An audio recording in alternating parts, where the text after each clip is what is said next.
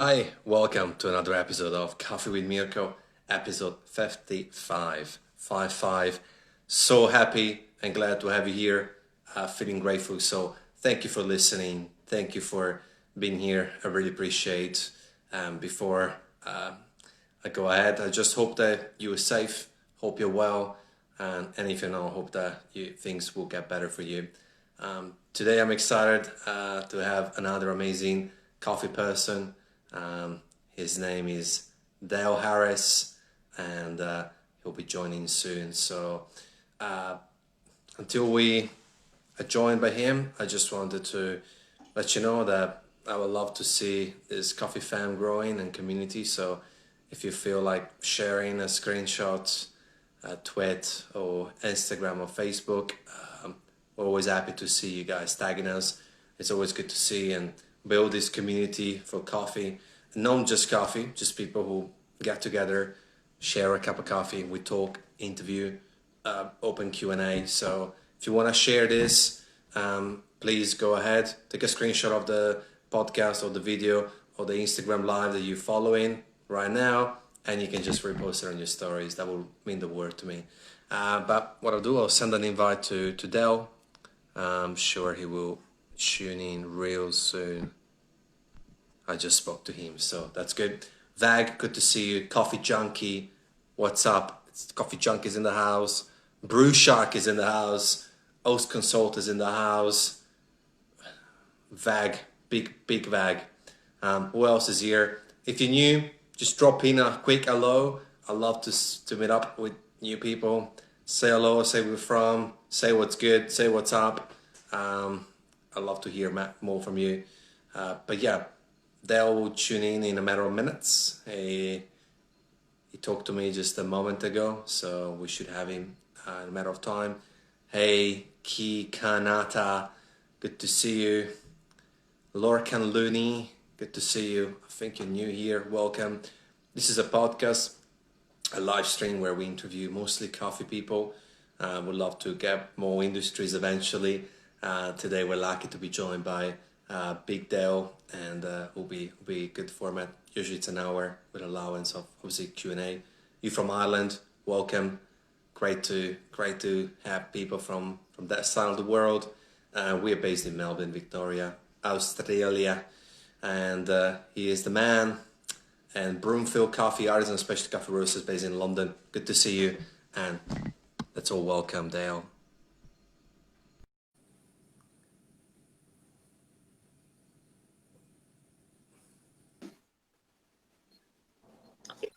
Hey My guys, man, how are you? fantastic. How you traveling, sir? I'm good. I'm good.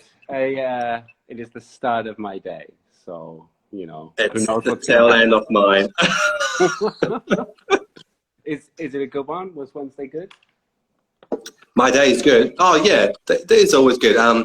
Melbourne just got hit by the second wave. I'm sure that you've heard all about it from the so-called media. So, but I can't complain, man. I got a roof, I got water, essentials, and I'm here, which is an honor. So, I mean, big thank you, big gratitude for you to pop in and giving us an hour of your time. And how are you and your family doing?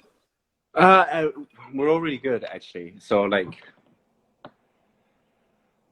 this is a terrible situation for everyone. I've been really lucky.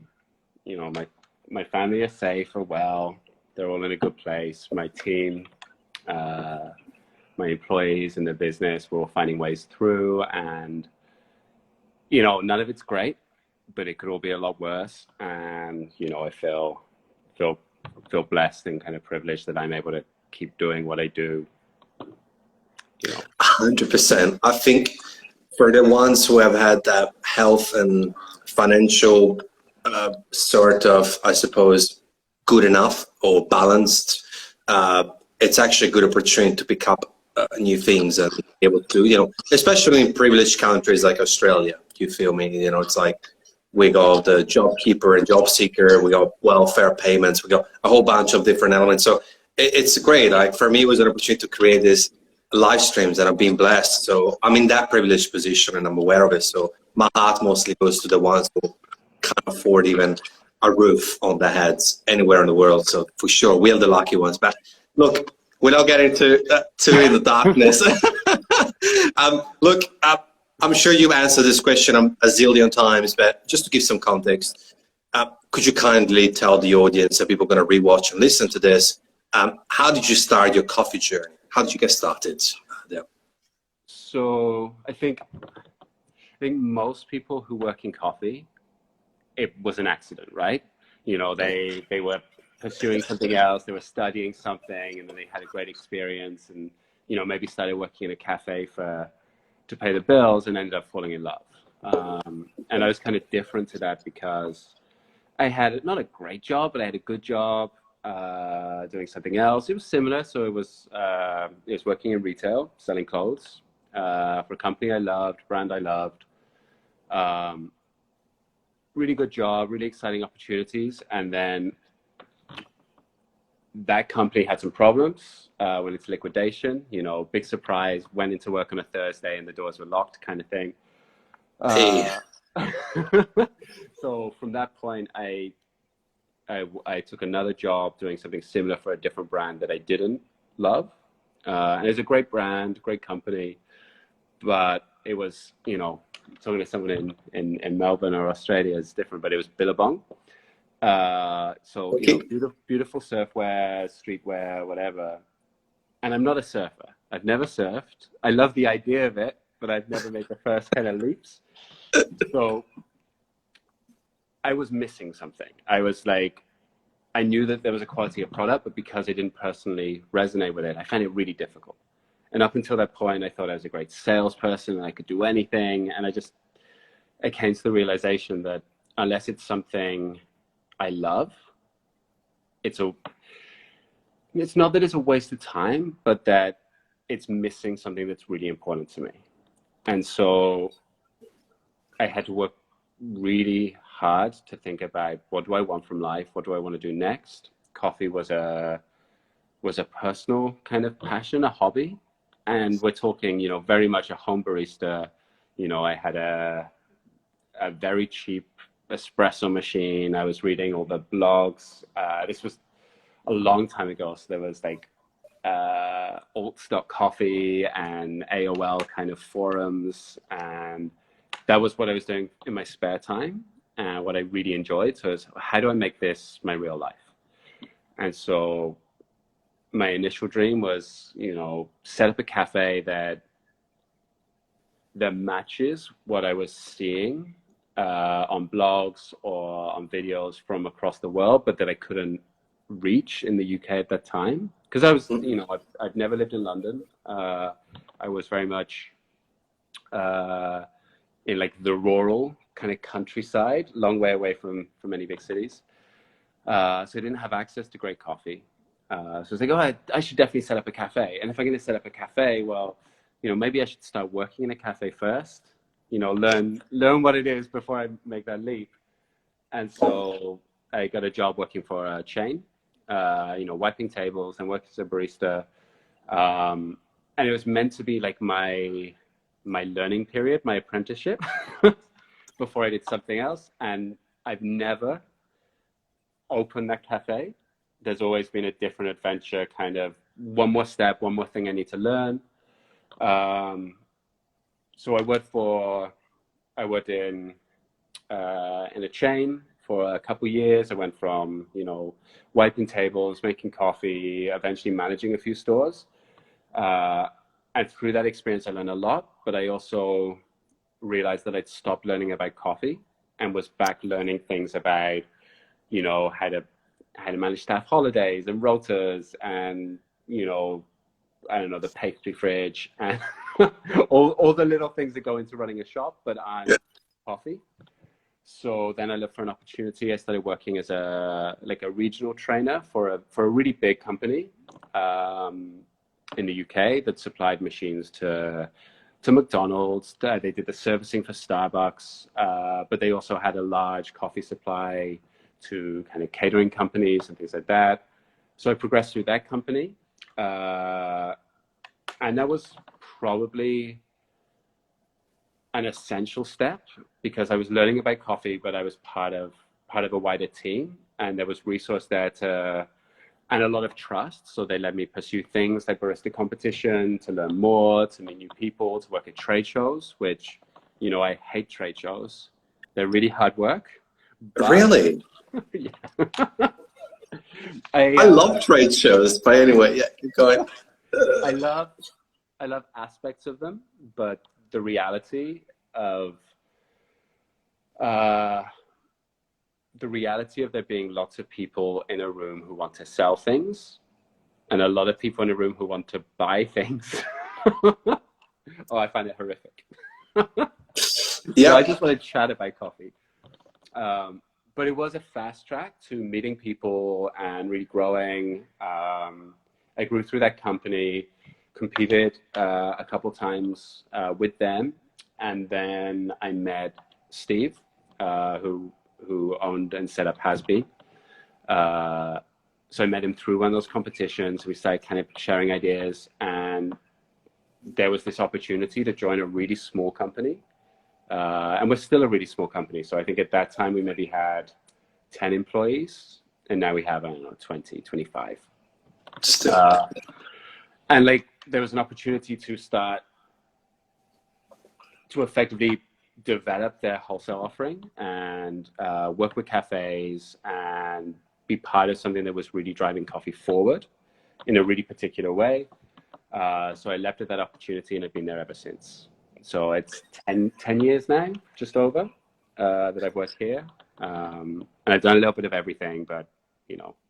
But and how important is this in terms of finding what you love, right? Because it's actually one of the questions, but you kind of jump right into it.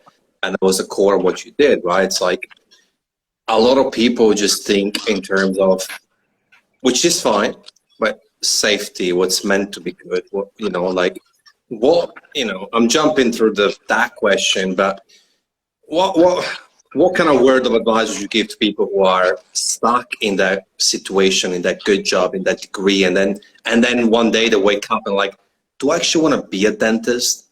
Or I'm gonna hate my life for being a dentist. I already put in 2 years of my life in the degree, but then or someone in finance who hates it. It's too much stressful. Can't sleep at night. But then on the weekend, he loves baking, and baking is where his zen is, or her zen is. And I'm like, how important is actually to cultivate? I mean, you were a home barista, so I think that was one of your passion, maybe one of your rituals. So, and you know, whenever we think about things like this, there is a flip side. Of course. When your hobby becomes your job, it changes it, and you stop getting pleasure in the same way. And actually, a lot of our business is supplying coffee to people at home. You know, even more so right now. But that was the founding kind of dream of Steve's business, was people like me who love coffee.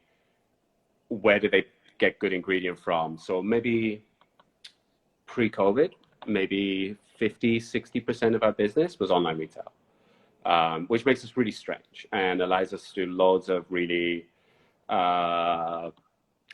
yes, bag. I miss barista life. I pinned that because I was gonna go there later, but yeah. I think yeah. So when your hobby becomes your job, it changes it, and you lose some of the things you took joy from, but you get other things from it. I don't think it's the right choice for everyone, and I think some people are really comfortable. Sometimes I think it's more healthy with having a separation where they do this for 40 hours, it pays them X amount of money, and that can be a lot of money or not a lot of money, but that allows them to do other things in their life, and that's super cool. But if what you're doing hurts you, and again, it's a privileged thing to say, not everyone has those opportunities, but if you have the opportunity to do something that doesn't hurt or doesn't diminish you, then I think it's almost essential that you do, just for health reasons, just for... And both mental and physical too. Yeah. Like for 6 months, I had a job where every day was a slog. I woke up and I didn't want to go there. And, you know, I still worked hard. I still tried to put in as much effort as I could and to deliver on what was being expected of me. But it was burning me out and definitely hurting me and diminishing me as a person. I didn't have the capacity to, I didn't have the extra energy to be creative or think about it in new, exciting ways, because I was just doing what was expected. Whereas I started working in coffee and the whole world was open. I could learn anything. I could push it in different directions, and that makes you want to push, you know? And a little bit of it is the difference between school, when you're at school and you don't have a choice and you have to do lessons you like and lessons you don't like, and maybe university or later in life when you go on and you actively choose. So I'm right at the beginning, but I'm taking Spanish lessons, and it's really difficult, but it's not hard because it's somewhere I want to be. I'm getting pleasure and joy from the challenge. So it's a different experience than having to learn French or Latin as part of your education, you know? And I think a law has to be an entanglement with purpose, right? Yeah. In the sense of, me and a mate were discussing the whole concept of 30-day challenge. I think a 30-day challenge itself lacks of something if you just write it up, because then you're kind of looking forward to finish it. Yeah. So for instance, let's say the cold shower challenge, right? Yeah. Someone like Greta Thunberg would have that as a pinpointed or pinned accessory to her overall mission, because cold showers also represent saving energy and being good for the environment, less water wastage. Yeah. Versus you going ahead with different things without purpose, then it's unpleasant. So for you, Spanish, I'm assuming it makes sense because you deal with a lot of farmers and a lot of producers and a lot of people who speak Spanish as well. So there's also a little bit of purpose behind learning Spanish, I'm assuming. Yeah, well, I mean, that for me is less so in my, less so in my day job, but more when I've traveled and when I'm talking at barista events and things like that. I've been in a couple situations where I've been the only English speaker in a hall, in a conference. I was actually I was doing a food event in Cuba, and in the evening, as part of that food event, it was we were invited to the Spanish ambassador's residence, and all these chefs and all these people, and I'm walking around this beautiful garden, and everywhere around me, there are people having great conversations that I was excluded from. You know, I knew nothing of what was going on, and number one, it makes you think, we're so, like, the whole world is so English focused. There's so much freedom in that, in being able to talk to almost anyone and they'll understand you and you'll learn something, but you also miss something along the way by not being able to engage with people in the way they speak. There's an obstacle created. And I don't want to be stuck in that situation, and it's going to take me 4 or 5 years for that to be not a problem anymore, Yeah. But that feels like a worthy investment, so that I don't feel like that again, and so that I get to learn and I get to grow. Sorry, all the notifications keep pushing up. That's okay. I think in terms of purpose, so there's a book by Daniel Pink called Drive, and it says that most people are motivated by 3 things, which is mastery, autonomy, and purpose. You want to feel that you're good at what you do. You want to feel that you have control over how you're going to do it, when you're going to do it, or at least an element and a feeling of it. But you want it to be for something. And, through my life, I've definitely had, ebbs and flows of really feeling engaged with what I'm doing.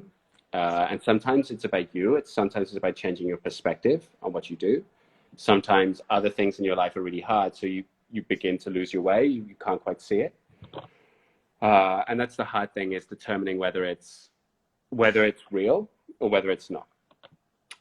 And I think always it's a little bit about the story you tell yourself.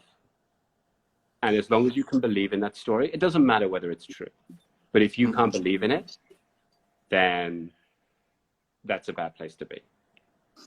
I also think money is very transitory. You know, it comes, it goes. Whatever you've got, you spend, or you find ways of using, and you normalize really quickly to whatever you have. You know, and right now everybody is doing that, and it's not easy, but you adapt to your situation, you adapt to what you have, you find ways. And so chasing money, particularly like lots of money, like very few people in coffee are crazy rich, right?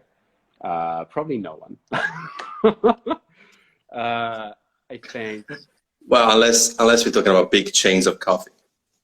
But you know, even then, the corporation might be really wealthy. Maybe there's one or two people at the top, but they have their own problems. You know, it doesn't seem to solve anything. And in terms of making a change, you said, you know, if somebody's, you know, qualified as a dentist and they're doing it and they hate it, all of that effort that they put in, all of that time is gone. They can't get it back whether they use it or not.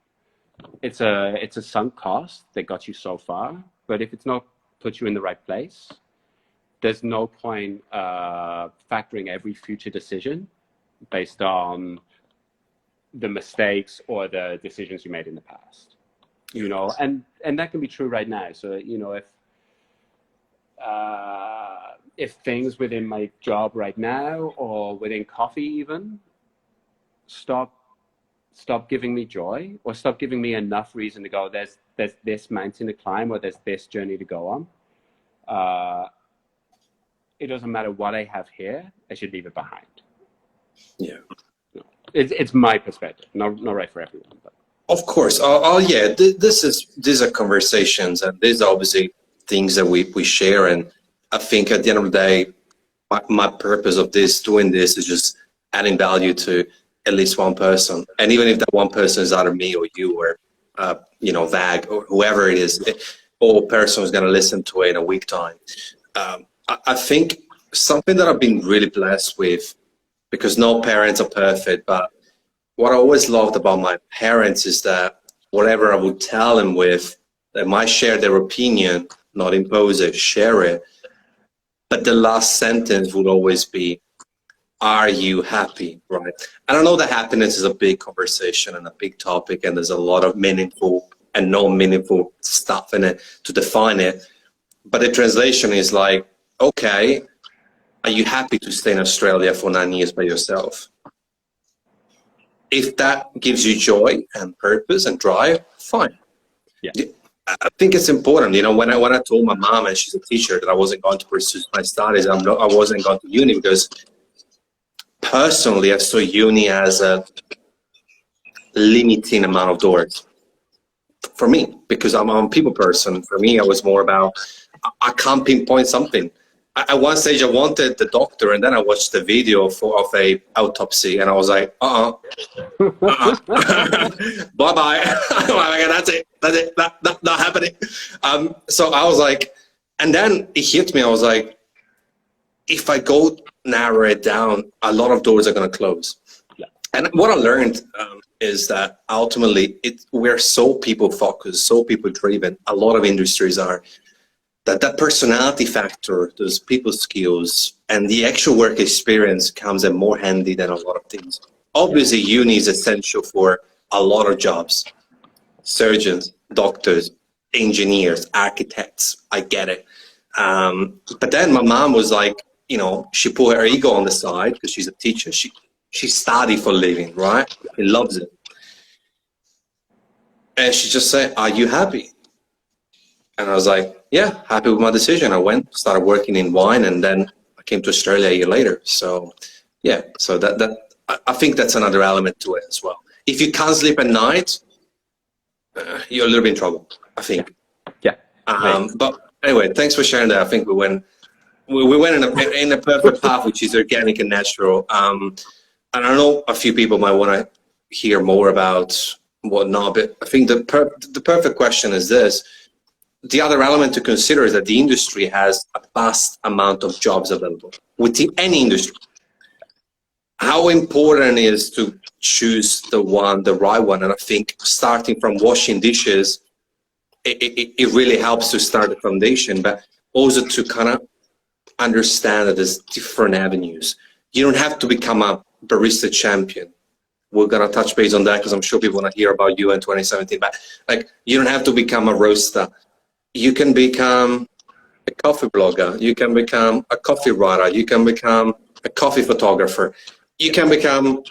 How important is to define that? And what's your core passion? So I think one of the joys of coffee, and one of the reasons why it attracts so many kind of diverse people with different backgrounds and ideas, particularly so if you talk to baristas about what they studied at school, you find out that there are all kinds of people. There are people who studied architecture, there are people who studied medicine, there are people who, you know, wanted to act and wanted to or were to chefs or whatever. Coffee is one of those things, and there are lots of other things, but it's a product that connects so many different worlds. It connects people, or just that very basic idea of taste. The cafe, in particular, attracts that kind of social aspect. People who want to spend time with other people. You know, right now it's really clear that there's a difference between the experience of drinking coffee and the experience of having coffee in a cafe. And I think it is a really healthy thing to understand or separate that the experience of being in a cafe can be good regardless of the quality of coffee.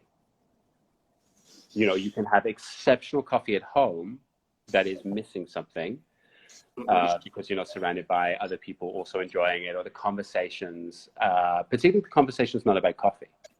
You know, it exists as one aspect of an environment, as a universe or whatever. When you're making coffee at home, it can be really pure. It can be about, you know, when I was a home barista, when I was first starting, it was very much about physical skill and understanding that if I did something differently, I could control the result. Which is the same as, you know, home baking or anything like that. When you understand the relationship between what you do and the results you get, and that you can change it really quickly and it makes things better for you, that's a wonderful thing that you can fall in love with forever. For me, the passions that I find in coffee, one is sharing with people. So I love talking to people about their flavor experience, what they're tasting, where those flavors have come from. Not so much about right answers. So it doesn't need to be that we agree on what something tastes of. But when you're talking about flavor and somebody thinks something tastes of something different and you talk about why, that can be incredible. That can open up stories from their life, different things they've tasted, things you've never tasted. It can be a gateway to understanding other people, and it can be a gateway to sharing your wider ideas. You know, be that, you know, big things like your purpose, what you think coffee is for, what you think service is for, or it can be really small things like, yeah, you know, like I really dig this coffee. I'm not sure why. This is, you know, whatever. Yeah. And Vag just asked, thanks for that. What advice would you give yourself 10 years ago when you started your coffee career? Which is a great question. I think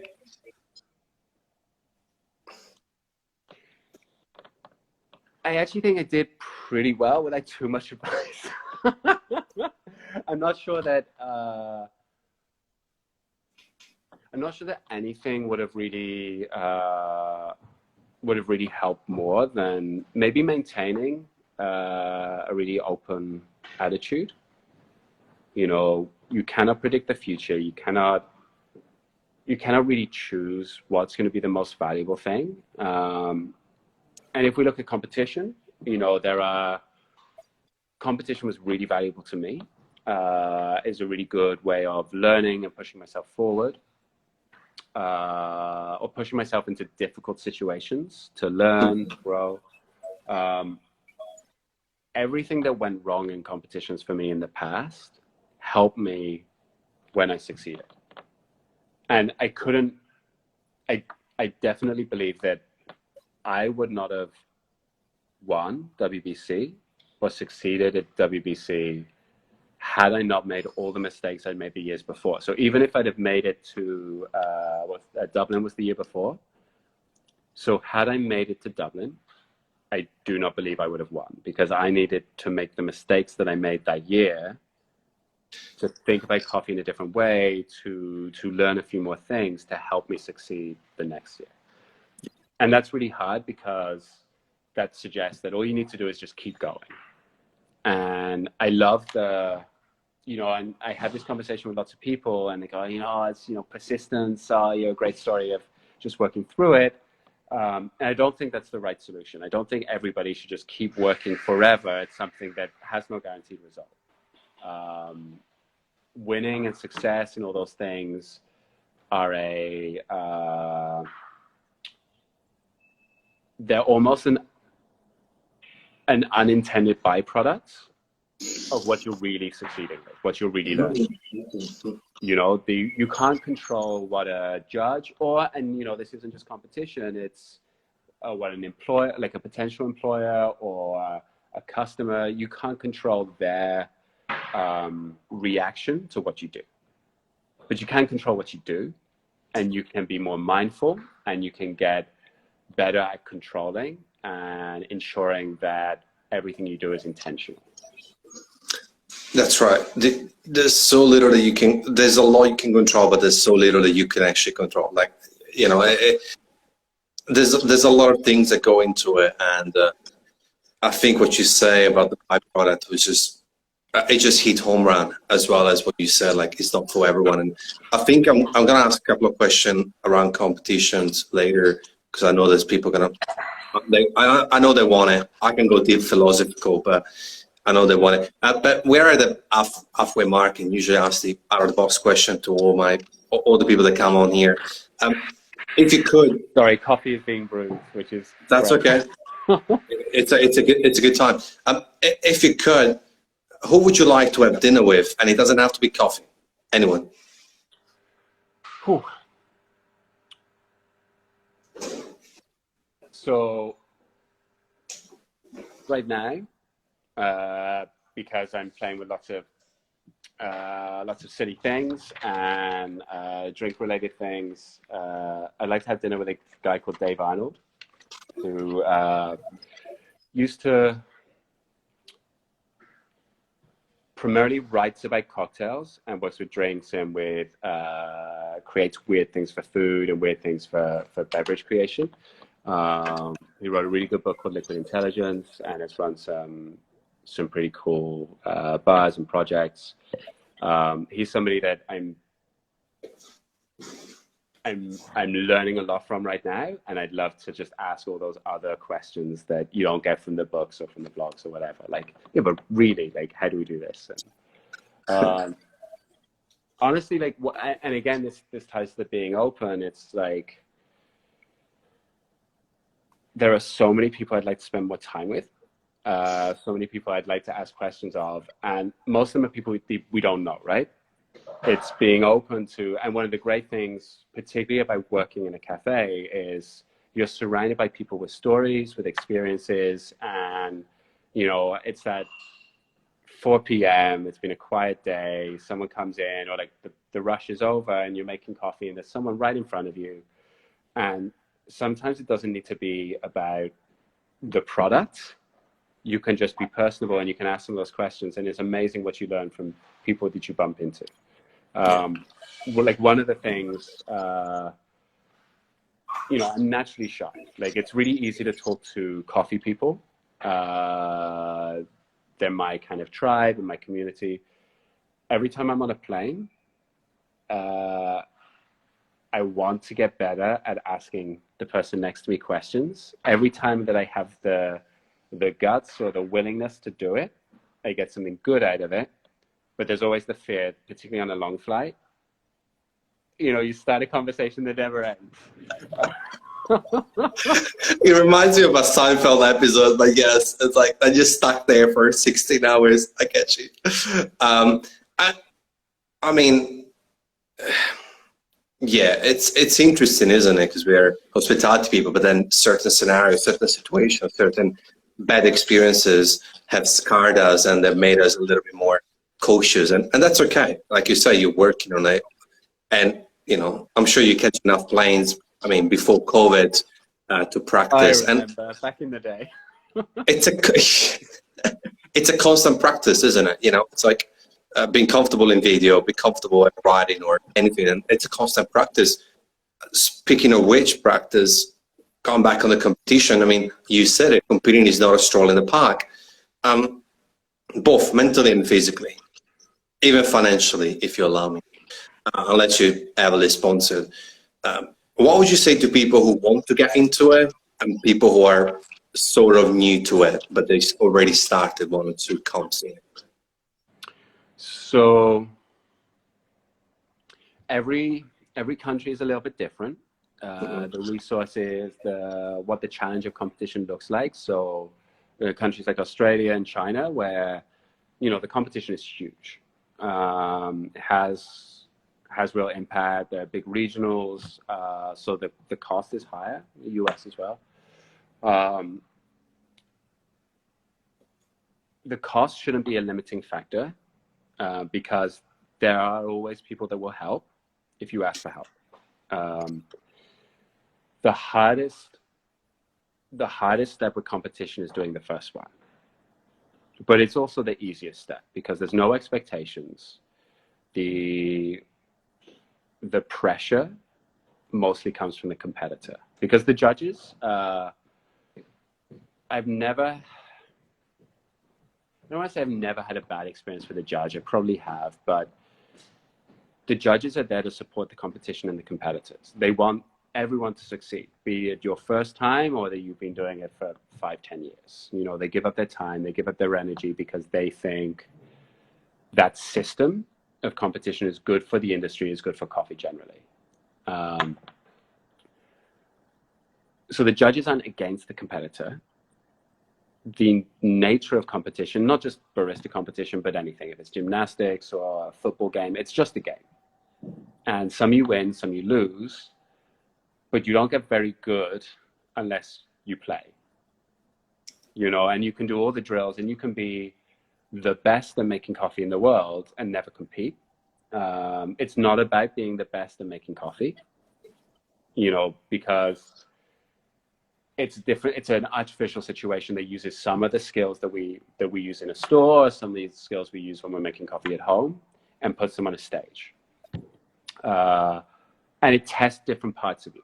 So I'd say, if you love coffee, if you love making coffee, but you're not a super confident person, competition can be a really good way of turbocharging you learning the skills to speak publicly, even speak to customers in a more intentional way. It forces you to think about what you're doing in terms of technical skills, but also how you talk to people when you talk, when you listen, when you're quiet, so you can let other people absorb stuff. And all of those are skills that, whether or not you succeed in that competition or in competition later on, have value. Just like you said, for, you know, a lot of the skills you learn in coffee or in a service job will help you in lots of other aspects. You know, again, different countries are different, but in the healthcare system in the US, a doctor is not just a doctor, but is sometimes a salesperson, right? You know, Yep. part of their job is selling and communicating with customers, and actually, regardless of money, a really good surgeon or a really good architect is also needs to be personable needs to understand how to communicate. They're skills that last way beyond anything you do in coffee. And for me, the greatest value of the competition is that it gives you a fixed structure to work against. So if you're working in any business, you know, I primarily work in a roastery that sells coffee, and it's what you call an infinite game. So it's never going to end. You know, I might leave the company, somebody else might come in, or, you know, 10 more people may join my team. The nature of the game can change a lot. Another roastery could open in the same industrial estate as me, or with the same kind of philosophy or logo. They may do better, they may do worse, whatever, but there's no end to it. You know, and every day there's a few more problems, some you solve, some you don't. I think competition is a finite game. So you know that for 3 months, for 6 months, you're going to be focused on something. There's an end to it. And when there's an end to it, it's really easy to, or it's a little easier to apply, maybe not cost, or not monetary cost, but energy, effort, because there's a finish line that you get past. And you can push really hard as you get closer and closer to that line, and then you can stop. And you can regroup and you can think about it. Not every competition I competed in was a happy story all the way through. There were definitely like emotional highs and lows throughout. And particularly when you get to that finish line, if you don't succeed, not necessarily in the results, though that can be really draining, as you think you should have done better than you did. And that's like a low that you have to get over. But also if you aimed to do something and you didn't quite deliver on that, that can be a real blow. But that's a learning experience too. And it is that getting back up. And if you don't compete that first time, you never get that opportunity to fall down. You know, and then it's easy to, well, competition isn't for me, or competition isn't valuable because you haven't experienced it. I'd much rather everybody had an opportunity to compete once and just try it on for size, see how it works. It's one of the things that, you know, I dislike latte art throwdowns for 2 reasons. One, I'm not very good at it. You know, it's not my thing. I wish I was good at it, you know, and it's something that I always think, you know, maybe tomorrow I'll start putting a little more effort into really developing that skill. I also dislike it that, you know, it's an excuse for us all to get together, normally late at night, so that we can spend time together. You know, the pouring of patterns is rarely the reason we're there. And sometimes I hate this fact that, oh, we all need an excuse to get together. Maybe we should just get together. You know, we don't need to be making drinks all the time. But that's a good point. A latte art throwdown, a cupping competition, even a pub quiz, you know, any of these things that get you working with a team and thinking from that perspective are good processes to go through to get towards something else. You know, and you try it on for size and you learn a little bit along the way, and then you go, what would I do differently next time? Or how would I test myself differently next time? It's a constant construction site, isn't it? Because ultimately, the competition, it's not a landing point. It's not like it's a departure, right? Because even after winning, then a lot of things happening, or even after losing, it's a constant working, because then the bubble pops and you go back at wholesale roaster, barista, yada yada yada. So I just admire the fact that I think your emphasis on just do and compete, just almost like not to get it out of the way, but just to understand whether it's your jam or not, because you might hate it. And also it allows more and more people to be more comfortable at giving it a go. And that's why I like the rising of any age competitors and much more female representation across a fairly new competition anyway, because WBC hasn't been along 200 years. So Yeah. in 100 years time, it's going to be a different beast, a different animal. So I think you're right. Just give it a go. And I think the structure and the discipline come in from the try. So it's like, I think often competition as well as opening a cafe are very romanticized. It's when you start from the dirty side streets, corners on both ends that you get a taste, and then you start building on it. So wash the dishes before you open a cafe.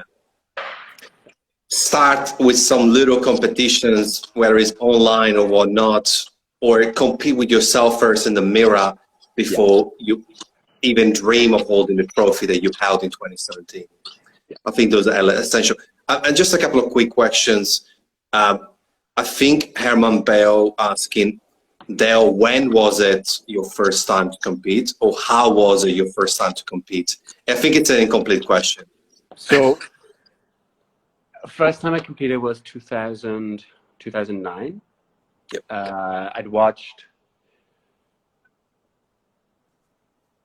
I had seen, or I had an understanding of barista competition as a thing from maybe 2006, 2007. I had seen aspects of it and things I was reading.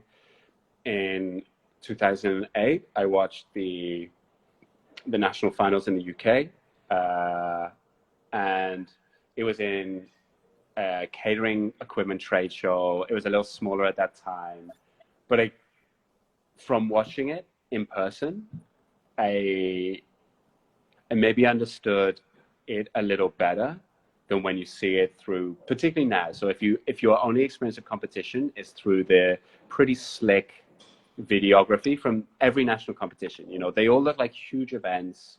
It looks like there's so much lighting and camera work and pressure. But then when you actually go to some of the particularly regional competitions, you'll see that actually it's in the corner of a room, there's 20 people watching. It's a big deal for us, but it's not a big deal in the grand scheme of things. And it makes it feel a little more accessible and a little more realistic to try. My first competition was a regional in the UK. There were maybe 12 people competing. I am still really close friends with, I don't know, 6, 7 people that I met either at that competition or once I'd registered for it. In the process of registering for it, there was like a little Facebook group. So I was chatting to a couple of the competitors and volunteers. Actually, Matt North, who's on there, who's a really close and old friend. Yes, Matt.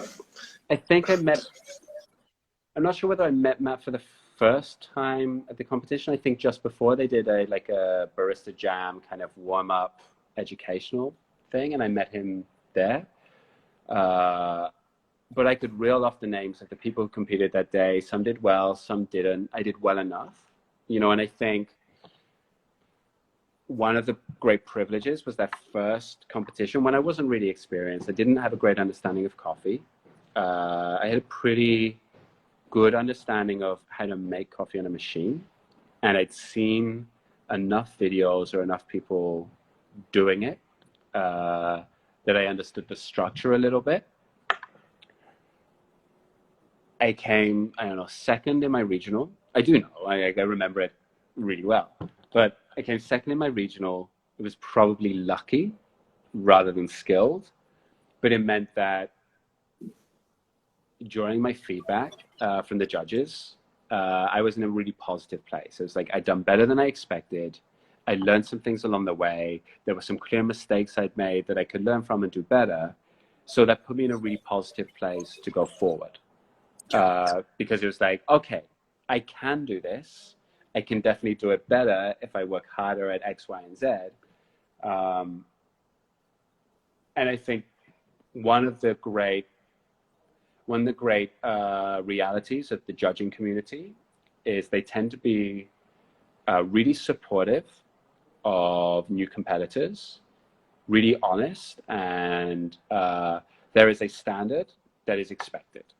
There is and anybody at any level of competition, they'll look at their scores and they always feel a little mean because the scoring scale starts at unacceptable and unacceptable, acceptable, average.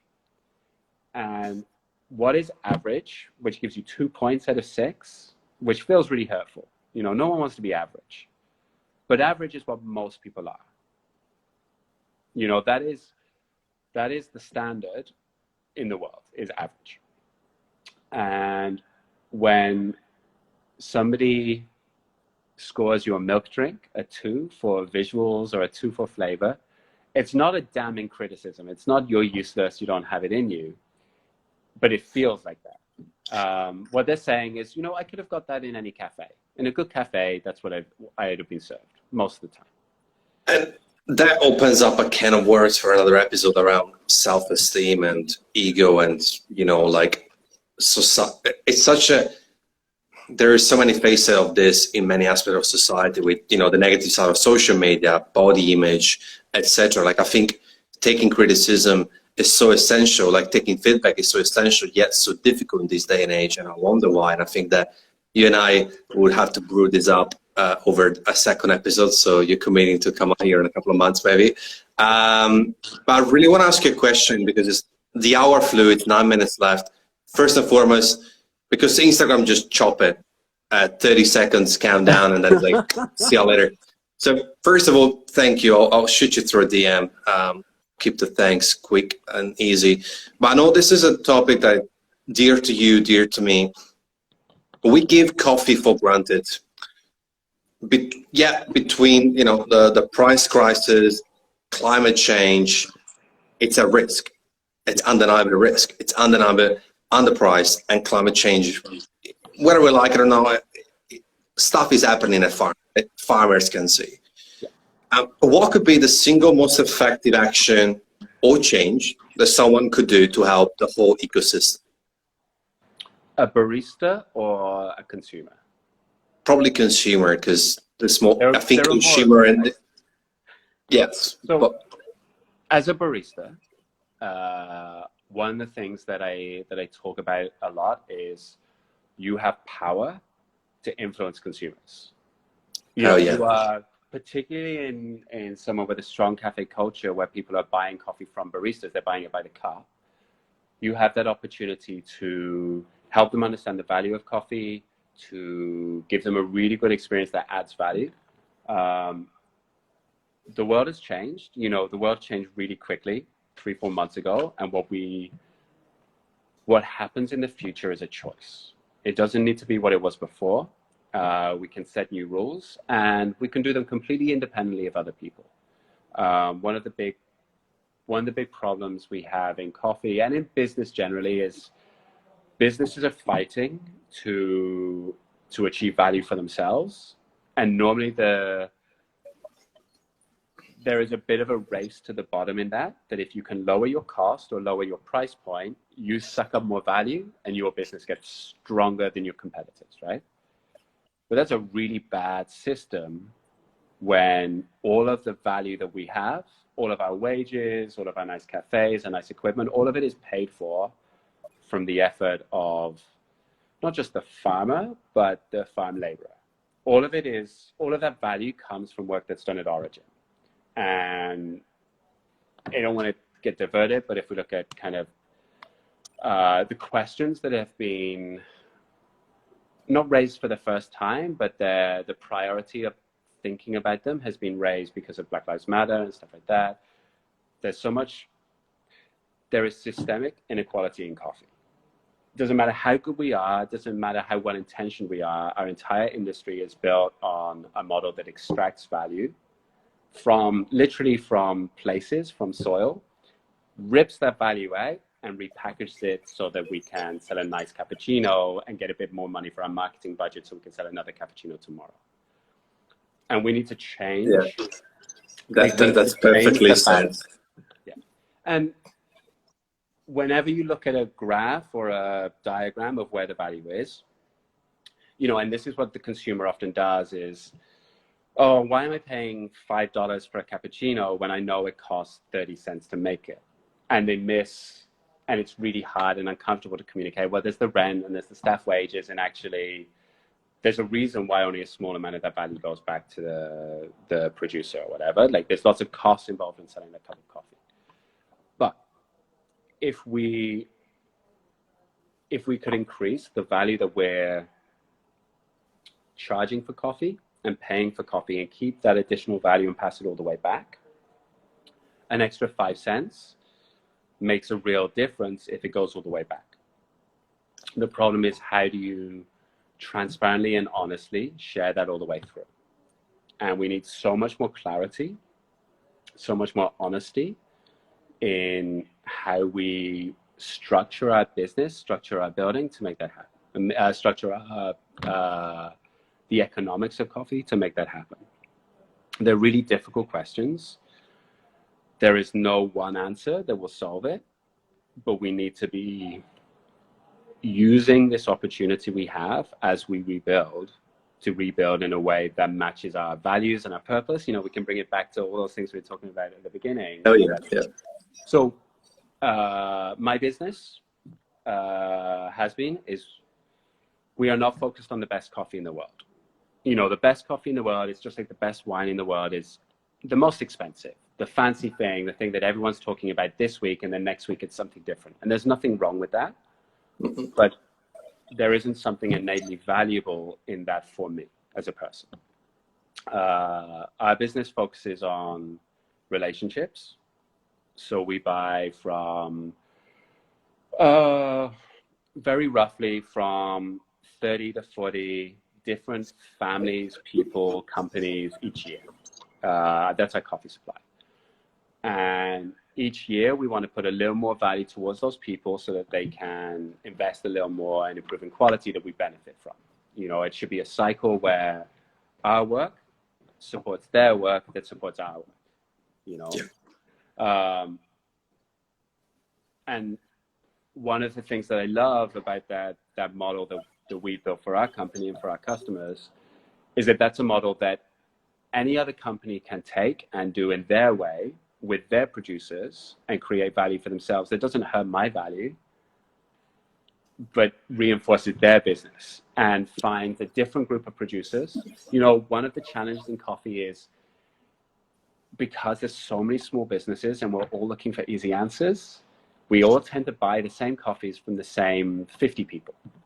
And there's literally thousands of farms that have the capacity to produce great quality coffee, better quality coffee than they're producing right now, if they have a champion, if they have a supporter in a business, in a barista, in a customer. We want consumers to be part of that journey. Yeah. We need them to, because they're the people who pay for everything. So we need to tell that story more honestly, with more clarity. We need to be really honest about where that money goes and how much of it gets to the people that we're talking about supporting. And we need to make change now. Like, it's not enough to have good intentions. If the work we're doing today doesn't support that, we need to change the work we're doing today. Not in a year's time, not when we can afford it, now. No. On that note, I think there's not much I can top there. You just said it beautifully, and I think, aside from the fact that we got a minute and 10 seconds left, I think that it also comes down to how we, you know, offer that to consumer, the overall experience, the people connection, make their day and show them the value. I think there's a lot of companies that are doing it well on a marketing point of view. There's companies that are doing toilet paper. And the only spam email that I received, and I don't flag it spam, is from Who Gives a Crap, it's called. And I'm sure you know them. And I'm sure there's, I don't know them. I'm literally just a customer. And I think that how it's projected and how clear it is and transparent, to a degree, I don't want to get into that detail of that company. It's super important, like you said. So on that note, thank you, Dale. That was amazing. I barely read my question, which is my favorite part when I do interviews, when I don't need to read questions. It's so super organic. If it wasn't, that's still okay. But yeah, we have 28 seconds left. Thank you. It was such a pleasure. Any questions that you have that you wanted to ask you didn't get to, or any of the ones from the guys and girls watching, send me a DM with a list of them, and I'll fire you back something written, and then you can post it later. Legend. It was really cool to talk to you and to to a different audience in a different time zone. I know. Thank you, buddy. You're a legend.